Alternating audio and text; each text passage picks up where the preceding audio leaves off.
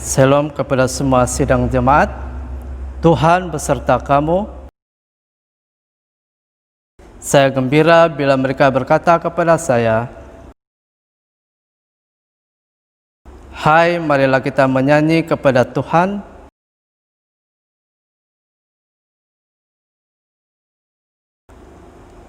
Allah itu roh. Kemuliaan pada Allah, Bapa, Anak, dan Roh Kudus.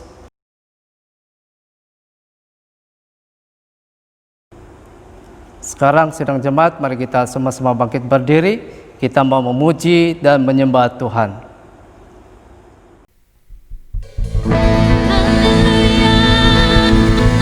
Terpujilah nama Yesus, kami naikkan pujian bagi Tuhan. Haleluya, haleluya. Mari kita naikkan pujian bagi Tuhan di tempat ini. Haleluya Yesus, haleluya.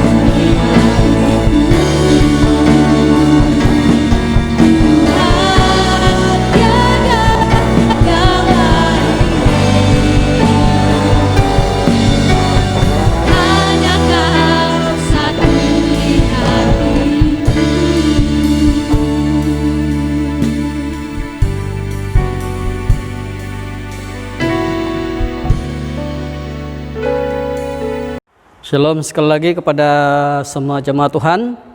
Kita bertemu lagi di dalam ruangan pemberitaan firman Tuhan untuk minggu ini. Ya, jadi sebelum itu seperti biasa kita mau mulakan firman Tuhan ini dengan doa. Ya, jadi mari kita tunduk kepala, kita berdoa. Bapa di surga, sekali lagi kami mengucap syukur atas kesempatan yang Tuhan berikan kepada kami. Terutama pada hari ini kami akan mendengarkan firman-Mu.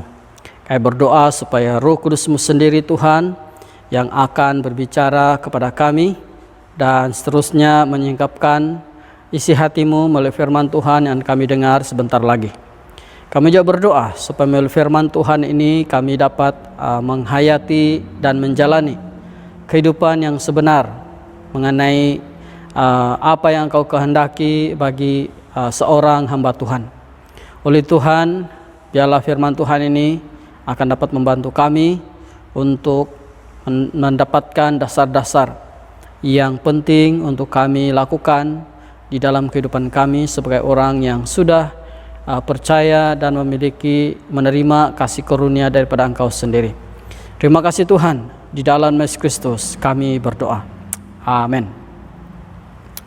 Baik, sidang jemaat Tuhan, untuk hari ini kita akan melihat berdasarkan kepada pembacaan yang ada di dalam 2 Timotius pasal 4 ayat 5 hingga 7. Ya. Jadi untuk pengetahuan kita semua, surat ini merupakan surat terakhir Rasul Paulus semasa di dalam penjara, ya. Dan sebenarnya surat itu juga adalah surat yang mana ditulis tidak lama selepas itu dia telah dihukum mati, ya. Jadi itu berarti seperti kebiasaan kepada message yang lain, ya. Biasanya yang terakhir itu pesan atau message yang terakhir itu selalu menjadi yang terpenting, ya. Itu biasa selalu kita dengar. Jadi kita juga percaya bahwa surat ini pastilah mempunyai message penting daripada Rasul Paulus kepada anak rohaninya yaitu Timotius. Oleh itu, itulah akan kita coba lihat bersama pada hari ini, ya.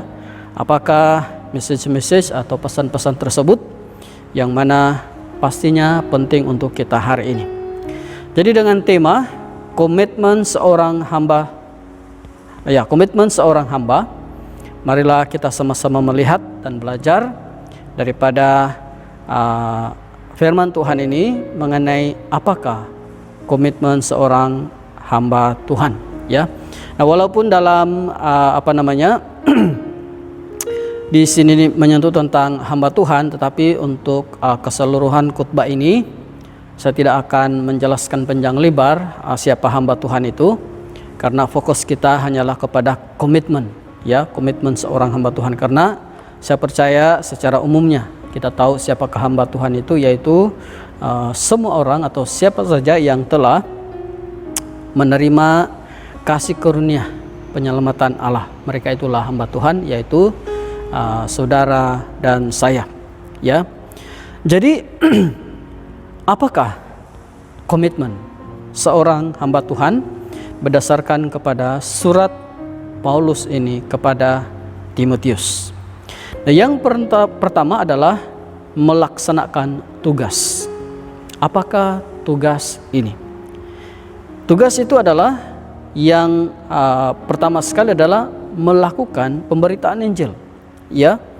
Dalam 2 Timotius pasal 4 ayat 5 mengatakan, "Tetapi kuasailah dirimu dalam segala hal, sabarlah menderita." Dan saya garis bawahi di sana, lakukanlah pekerjaan pemberitaan Injil dan tunaikanlah tugas pelayananmu, ya. Jadi kita perhatikan di sini sebagai hamba Tuhan, Rasul Paulus menekankan tentang pertama-tama penguasaan diri, ya, dan bersabar terhadap semua tekanan, tentangan, dan penderitaan, ya. Ini dia ceritakan, dia sentuh sebelum dia beritahu apa yang perlu dilakukan, karena tanpa elemen ini kita boleh lupa atau lalai terhadap tugas kita yang utama, ya. Jadi ini berarti bahwa kita harus fokus kepada tugas ini, walau apapun cabaran-cabaran yang kita alami dalam perjalanan kita, sebagaimana yang dialami oleh Rasul Paulus. Ya, dia telah menguasai dirinya supaya keadaan sekelilingnya tidak akan melemahkannya dan sebagainya, atau tidak akan membuatkan dia lebih sibuk kepada duniawi. Karena apa yang dia perhatikan memang itu terjadi. Dan ini yang dia mau ingatkan kepada Timotius, sebab dia menulis di dalam 2 Timotius pasal 4 ayat 3 hingga 4 mengatakan, dan mereka lebih suka mengumpulkan guru-guru menurut kehendaknya untuk memuaskan keinginan telinganya. Mereka akan memalingkan telinganya dari kebenaran dan membukanya bagi dongeng. Nah, ini adalah situasi yang diperhatikan oleh Rasul Paulus pada masa itu. Karena apa? Mereka kehilangan penguasaan diri dan mereka tidak tahan di dalam penderitaan. Nanti di penghujung khotbah ini juga kita melihat bagaimana beberapa rekan-rekan Paulus sendiri meninggalkan dia, ya. Jadi untuk ini, ya, Rasul Paulus menasihatkan Timotius supaya kuatkan hati menghadapi segala cabaran, ya, dan fokuskan arah tujuan kepada hanya untuk melakukan pekerjaan pemberitaan Injil. Inilah tugas kita yang paling utama, ya, yaitu memberitakan pekerjaan Injil atau Injil itu kepada orang lain, ya. Nah, selain daripada itu, Rasul Paulus juga menasihatkan Timotius supaya menunaikan tugas pelayanannya, ya. Dalam 2 Timotius pasal 4 ayat 5 masih ayat yang sama, cuma penekanan yang berbeza. Dikatakan di situ, tetapi kuasailah dirimu dalam segala hal, sabarlah menderita, lakukan pekerjaan pemberitaan Injil. Ini yang tugas pertama tadi. Dan yang kedua, tunaikanlah tugas pelayananmu. Ya, apakah yang membedakan melakukan pemberitaan Injil ini dengan menunaikan tugas pelayanan kita? Ya, so kelihatan macam sama saja.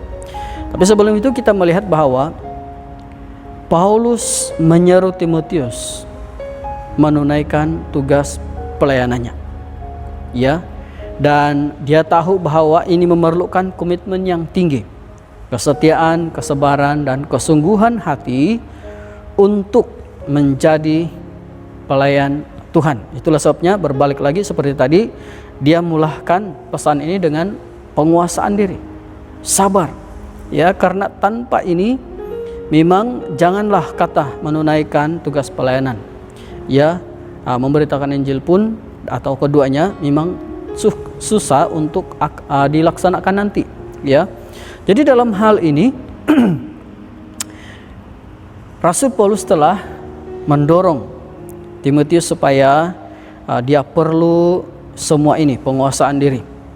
Tetapi untuk itu dia memerlukan satu dasar iman dan pengajaran yang kuat yang menolong supaya dia tetap fokus. Dan ini haruslah dilakukan dengan cara bagaimana?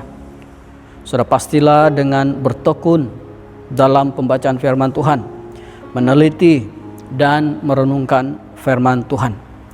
Jadi dalam arti kata yang lain, aspek menunaikan tugas pelayanan ini sebenarnya ianya bukan saja mengenai bagaimana kita mengungsikan Injil keluar, ya, tapi juga bagaimana kita harus hidup di dalam firman dan menjadi pelaku firman, ya, supaya apa? Kemajuanmu nyata kepada semua orang. Nah, ini yang dia tulis dalam 1 Timotius pasal 4 ayat 15. Jadi dalam arti kata yang lain, menunaikan tugas pelayanan ini sebenarnya lebih kepada bagaimana kita terlebih dahulu melaksanakan, mempraktikkan firman Tuhan itu dalam diri kita supaya dapat memberikan teladan kepada kehidupan orang lain. Jadi nampak seperti sama tetapi mempunyai penekanan yang berbeza, ya. Jadi kedua perkara ini, melakukan pemberitaan Injil adalah tugas ilahi, yang dipercayakan oleh Tuhan. Sementara tugas pelayanan ini merupakan suatu tugas seharian kita, kehidupan kita yang berdasarkan kepada firman Tuhan, karena daripada situlah akan terlihat bagaimana pelayanan kita, bagaimana cara hidup kita, sehingga memberi impact, sehingga memberi kesan, sehingga memberi teladan kepada orang lain. Nah, seterusnya adalah apakah lagi komitmen seorang hamba Tuhan? Yang kedua adalah kita harus mengakhiri pertandingan. Maksudnya kita harus melihat bahwa perjalanan melayani bersama dengan Tuhan ini merupakan satu pertandingan. Dan Paulus mendorong di sini Timotius melalui kehidupannya mengatakan kita harus mengakhiri pertandingan ini. Ya, apa maksud mengakhiri pertandingan? Setiap pertandingan ada garisan akhir.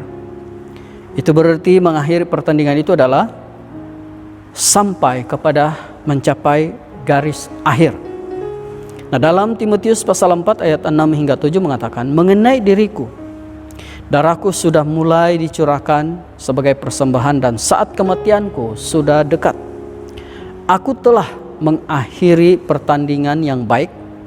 Aku telah mencapai garis akhir dan aku telah memelihara iman. Seperti mana yang saya katakan awal tadi, ketika Rasul Paulus menulis surat ini, dia sudah tahu bahwa dia sudah dekat kepada penghujung kehidupannya, ya, karena apa yang terjadi, dia telah ditangkap, diadili, dan sudah melalui pemeriksaan yang pertama. Karena apa? Pemberitaan Injil. Dan dia tahu tidak lama lagi dia akan dihukum mati. Ya. Jadi Paulus berkata, mengenai diriku, darahku sudah mulai dicurahkan sebagai persembahan dan saat kematianku sudah dekat. Ya. Jadi dalam hal ini, sejak diselamatkan dalam Kristus, ya, Rasul Paulus, ya, sudah mempersembahkan dirinya sebagai persembahan yang hidup dan melayani dia dan memberitakan Injil kepada ramai orang. Dan memang kita semua tahu cerita ini, ya. Saat dia menerima Kristus melalui pertemuan ilahinya, dia tidak menoleh belakang lagi.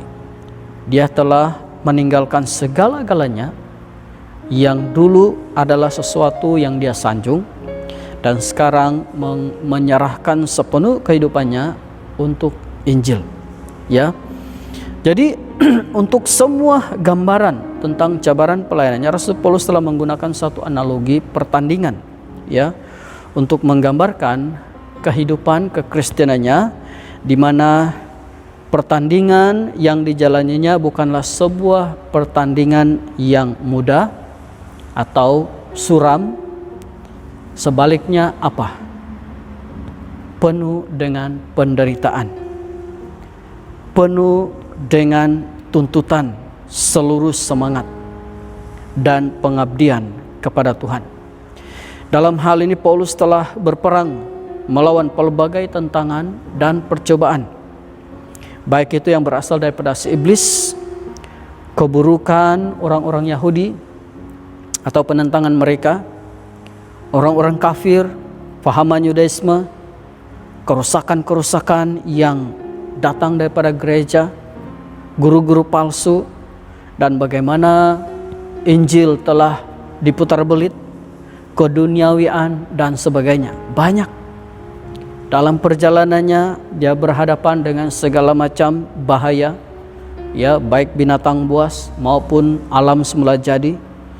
Belum lagi termasuk bagaimana dia harus bekerja, membuat kemah untuk mendapatkan sumber perjalanannya ke sana ke sini, ya, Jadi bukan mudah sebenarnya perjalanan pelayanan Rasul Paulus ini.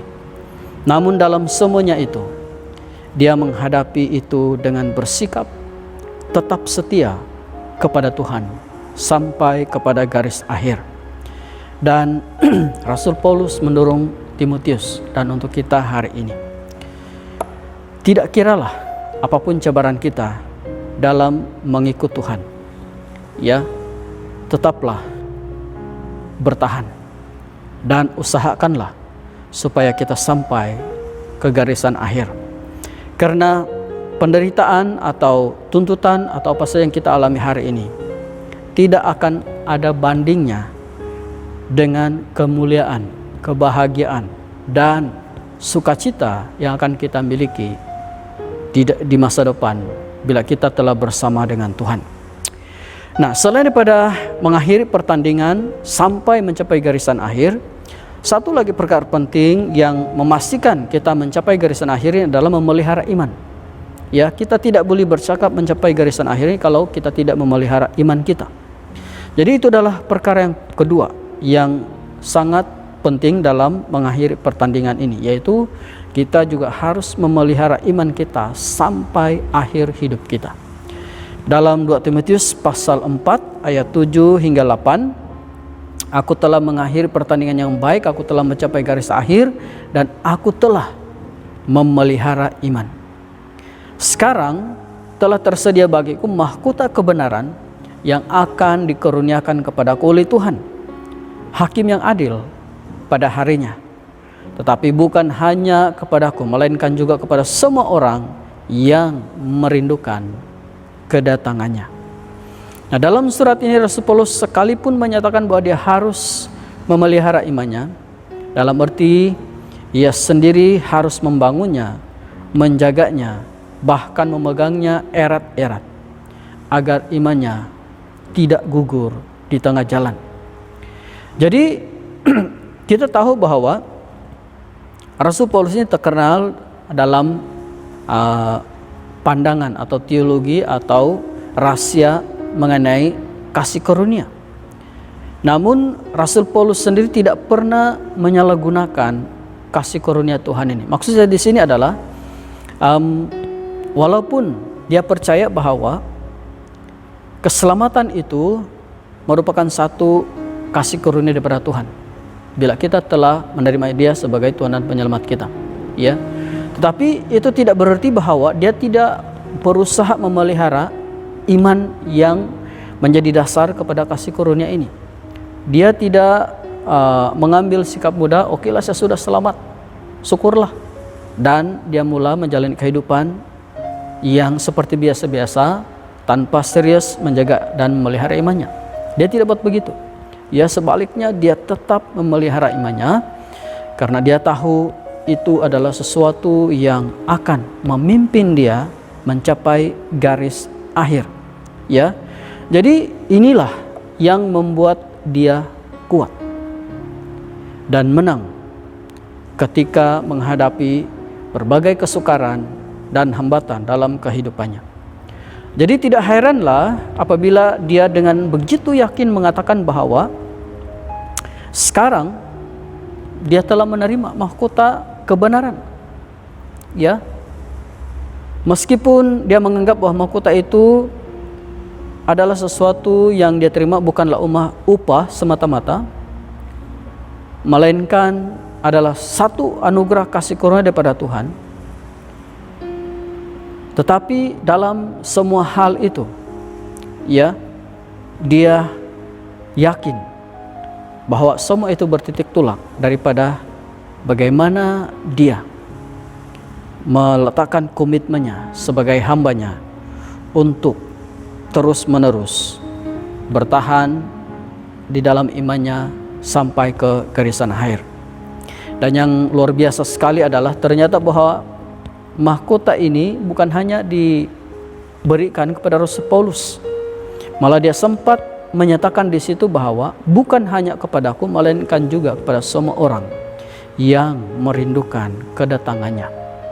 Jadi sesiapa yang merindukan kedatangan Tuhan, dengan tekun memelihara imannya sampai ke garisan akhir, mereka akan menerima mahkota kebenaran ini. Sidang jemaat Tuhan, Anda mau menerima mahkota kebenaran ini?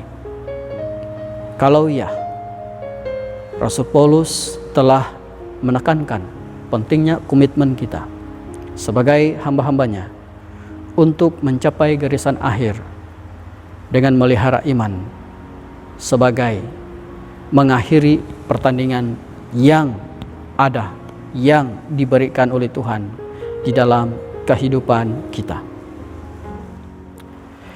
Jadi kita sudah melihat dua perkara yang kita harus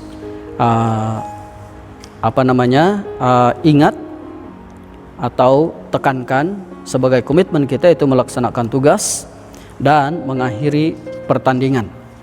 Ya. Perkara yang ketiga adalah, mungkin ada yang bertanya, bagaimanakah kita boleh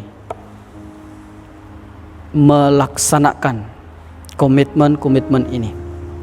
Karena yang bercakap ini Rasul Paulus, ya sudah pasti mungkin kita mengatakan dia mempunyai kelebihan dari segi kerohanian dan apa sajalah anggapan kita yang membuatkan dia berjaya sampai ke garisan akhir. Ya. Tetapi jangan jadikan ini sebagai satu alasan untuk kita coba supaya kita tidak melakukan komitmen ini sebagai hambanya. Ya, itulah sebabnya Rasul Paulus menasihatkan Timotius dan untuk kita juga hari ini, karena dia mau memberikan satu panduan kepada kita bagaimana untuk melaksanakannya. Dan ada satu rahasia lagi yang dia tinggalkan, yang mana inilah antara lain kekuatan kita, karena inilah yang dialami oleh Rasul Paulus sendiri ketika dia menghadapi segala macam cabarannya, yaitu apa? Penyertaan Tuhan. Ya, dan saya percaya inilah yang benar-benar menguatkan Rasul Paulus. Dia cukup yakin, dia cukup merasakan penyertaan Tuhan di dalam hidupnya. Baik pada waktu dia senang, susah, baik pada waktu dia bebas atau di penjara, dan di dalam keadaan apa, di mana saja. Kekuatan utamanya adalah karena dia dapat rasakan penyertaan Tuhan. Penyertaan Tuhan ini dalam konteks atau dalam situasi yang bagaimana? Nah, yang pertama adalah dia dapat merasakan bahwa Tuhan mendampingi dia. Sebelum saya jelaskan, kita baca dalam 2 Timotius pasal 4 ayat 16 hingga 17. Pada waktu pembelaanku yang pertama, tidak seorang pun yang membantu aku. Semuanya meninggalkan aku. Kiranya hal itu jangan ditanggungkan atas mereka. Tetapi Tuhan telah mendampingi aku dan menguatkan aku, supaya dengan perantaraanku Injil diberitakan dengan sepenuhnya dan semua orang bukan Yahudi mendengarkannya. Dengan demikian aku lepas dari mulut singa. Dan sebenarnya kalau kamu ada masa untuk membuat kajian lebih nanti, kamu baca di dalam ayat-ayat sebelum ayat 16 ini, kamu menemukan dia senaraikan beberapa rekan-rekan sepelayanannya. Ya, ada yang karena sudah ikut dunia ini, dan ada beberapa orang yang dengan meninggalkannya tanpa sebab dan sebagainya, akhirnya dia bersendirian. Ya, bayangkan, ya, kalau kita berada di dalam situasi Rasul Paulus, dia telah mengalami banyak penderitaan. Ya, kita boleh melihat nanti itu dalam 2 Korintus pasal 11, 23 hingga 33. Ya, dan dalam surat 2 Timotius ini yang ditulisnya menjelang akhir hidupnya, dikatakan di situ hanya Lukas ya, dalam ayat 11 yang menemaninya. Dan karena itu dia telah meminta Timotius, yaitu anak rohaninya, supaya segera datang membawa Markus bersamanya. Karena apa? Beberapa rakannya yang lain tidak dapat hadir karena memiliki tanggung jawab mengurus jemaat di kota-kota yang lain.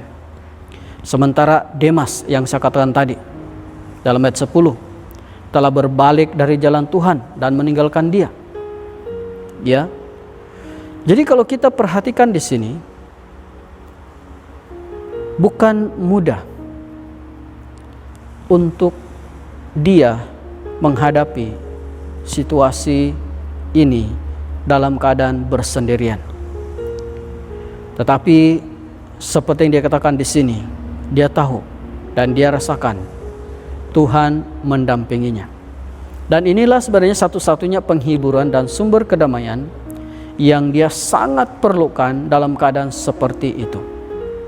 Ini mengingatkan kita bahwa saat berusaha hidup sebagai hambanya, ini untuk kita ya, ada waktu kita seperti berseorangan atau ditinggalkan atau diabaikan.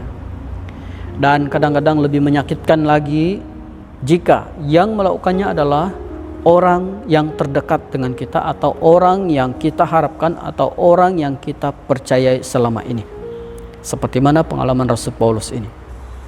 Namun ingatlah ini, kita mungkin boleh kehilangan seseorang yang kita harapkan, tapi bukan Allah yang kita sembah, yang kita layani, dan yang kita kasihi. Penyertaannya merupakan alasan untuk kita yakin dan teguh sampai ke garisan akhir.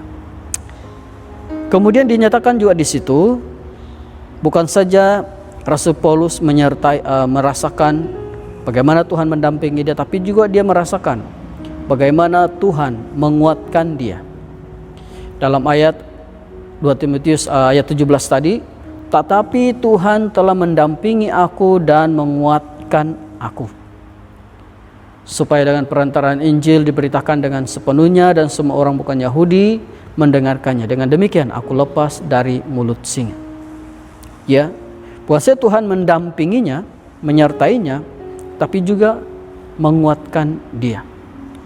Jadi kita perhatikan bahwa pada waktu itu walaupun dia merasa ditinggalkan oleh rakan sepelayanannya, namun demikian tidak ada tanda-tanda bahwa Rasul Paulus mengasihani diri sendiri, atau dia tidak ada menunjukkan satu pun rasa menyesal atau berputus asa.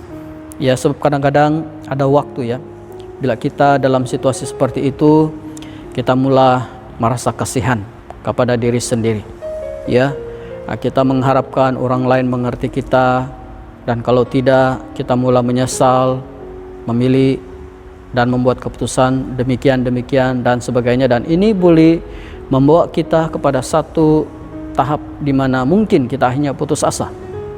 Tapi di sini kita melihat Rasul Paulus, dia tetap teguh imannya, karena Tuhan sendirilah yang mendampingi dia dan menguatkan dia. Dan dengan ini hatinya tetap berkobar ya, untuk memberitakan Injil walaupun di saat akhir hidupnya. Malah ia justru mendorong orang-orang percaya mengikuti teladannya, seperti mana yang dia dorong kepada Timotius ini. Dan dia juga mendorong supaya mereka tetap setia mengikut Tuhan dalam keadaan apapun. Jadi dalam situasi seperti ini kita belajar hanya penyertaan Tuhanlah yang menjadi kekuatan kita. Dan kita bersyukur karena di sini kita melihat dia tidak hanya hadir dalam situasi tertentu, tetapi setiap saat. Sebab kenapa? Sebab hanya dialah pendamping kita yang sejati. Jadi kuatkan hati kita, ingatkan hati kita selalu tentang perkara ini. Kita merasa sunyi, kita merasa bersendirian, tidak. Tuhan ada beserta dengan kita. Ya. Dan inilah yang sepatutnya menjadi kekuatan kita dan seterusnya memelihara komitmen kita sebagai hamba-hambanya. Jadi sebagai kesimpulan, kita semua tahu bahwa akan tiba waktu perjalanan kita ini akan berakhir. Ya, jadi seperti Rasul Paulus, marilah kita memelihara, sama-sama memelihara iman kita dan mengakhirinya dengan baik, supaya ketika saat itu tiba, ya, kita juga dapat berkata seperti Rasul Paulus yang diungkapkan dalam ayat 7 tadi, aku telah mengakhiri pertandingan yang baik, aku telah mencapai garis akhir, dan aku telah memelihara iman. Sekarang telah tersedia bagiku mahkota kebenaran yang akan dikurniakan oleh Tuhan. Jadi sidang jemaat semua, ya, masih banyak perkara sebenarnya yang perlu kita perhatikan berkaitan dengan pesan Tuhan ini daripada Rasul Paulus, ya. Tetapi apa yang paling penting adalah marilah kita bangkit bersama-sama. Peliharalah iman kita supaya kita sentiasa mengikuti, ya, apa yang telah diberikan oleh Tuhan kepada kita. Ikutilah pertandingan yang berharga yang Tuhan percayakan kepada kita sampai kita mencapai garis akhir, dan seterusnya menerima mahkota kebenaran yang disediakan untuk kita.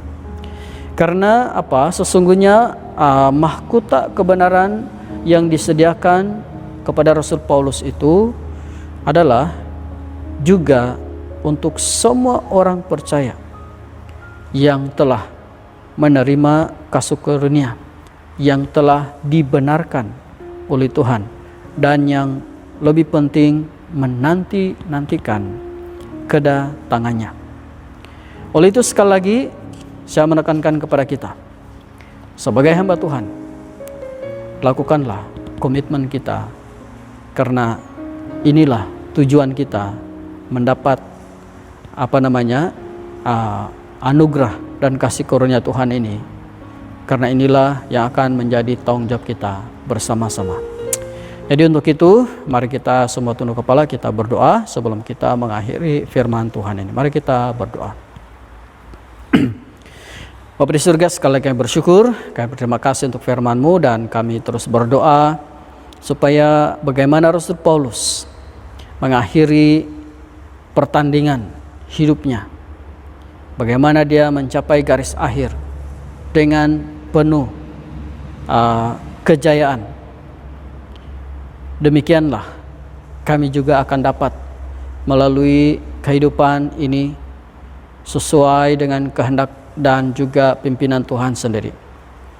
Kami tahu bukan mudah dan kami mungkin tidak akan mampu, tetapi penyertaan-Mu lah, kekuatan-Mu lah yang menjadi pegangan dan pengharapan kami. Kami percaya selama kami bersandar kepadamu, kepada Engkau, kami pasti dapat melakukannya. Ketika di dunia ini melakukan komitmen kami sebagai hamba Tuhan, dan seterusnya memenangi pertandingan ini untuk kemuliaan nama Tuhan. Terima kasih Tuhan, di dalam Yesus Kristus kami berdoa. Amin.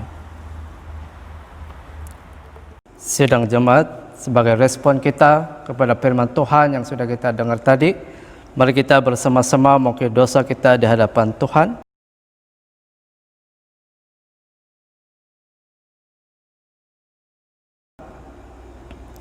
Allah yang penuh belas kasihan, Bapa kami di sorga, Pencipta kami dan Hakim kami telah berdosa terhadap Engkau dan terhadap semua manusia, baik dalam pikiran, perkataan, dan perbuatan, melalui kelalaian, kelemahan, dan kesalahan yang disengajakan. Kami sekarang bertobat dan benar-benar menyesal sebab kesalahan kami. Bapa, ampunilah kami demi anak-Mu Yesus Kristus yang telah mati untuk kami.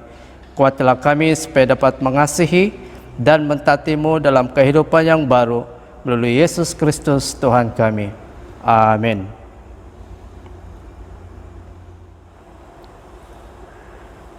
Allah yang Maha Kuasa mengasihani kamu, membebaskan kamu daripada segala dosamu melalui Yesus Kristus Tuhan kita. Dia meneguhkan dan menguatkan kamu untuk pelayannya dan kuasa Roh Kudus dan melera kamu dalam kehidupan yang kekal.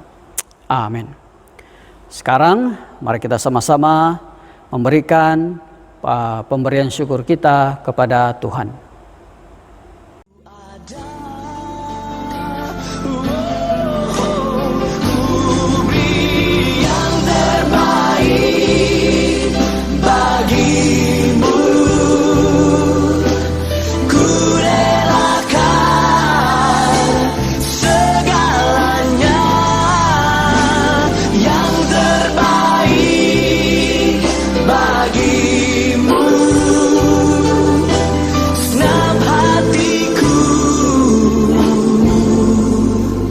Dan segenap jiwaku.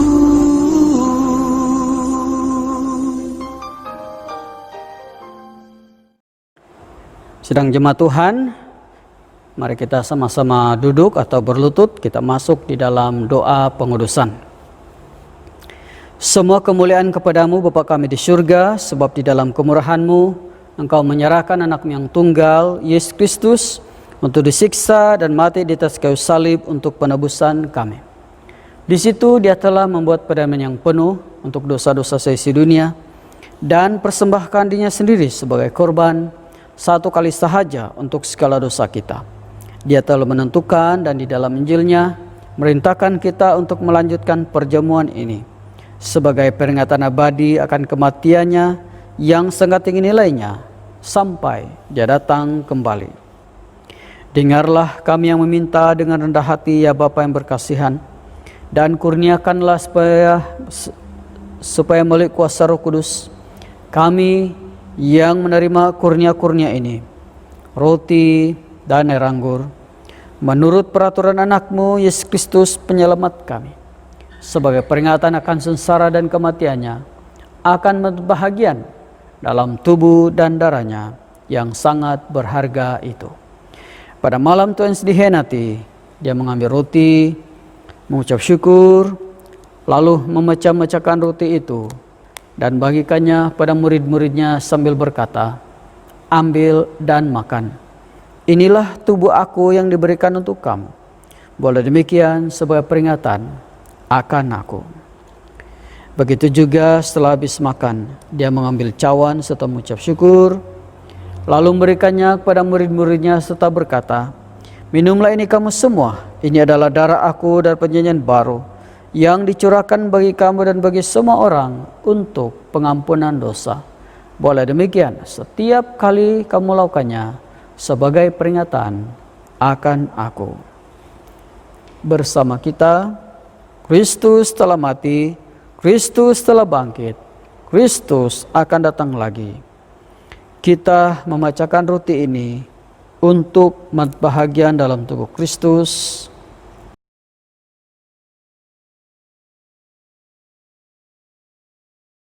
Berbahagialah mereka yang dijemput ke perjamuan domba. Kurnia Allah adalah untuk jemaat Allah. Dekatilah dengan iman dan dengan rendah hati.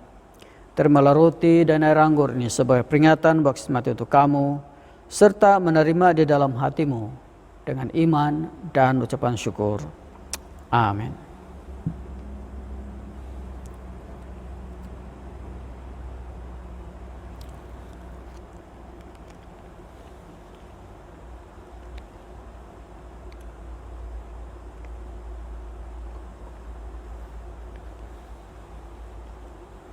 Sekarang pemimpin atau ketua keluarga bolehlah membagikan elemen perjamuan kudus kepada anggota masing-masing.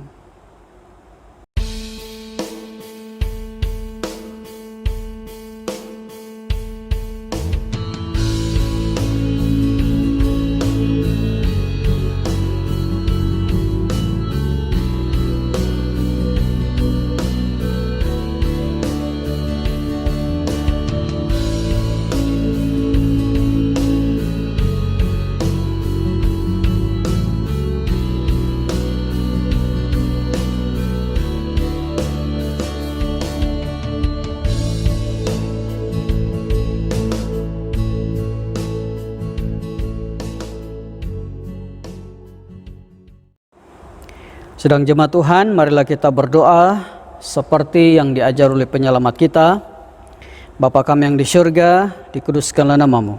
Datanglah kerajaan-Mu, jadilah kehendak-Mu di bumi seperti di surga. Berikanlah kami pada hari ini makanan kami sehari-hari.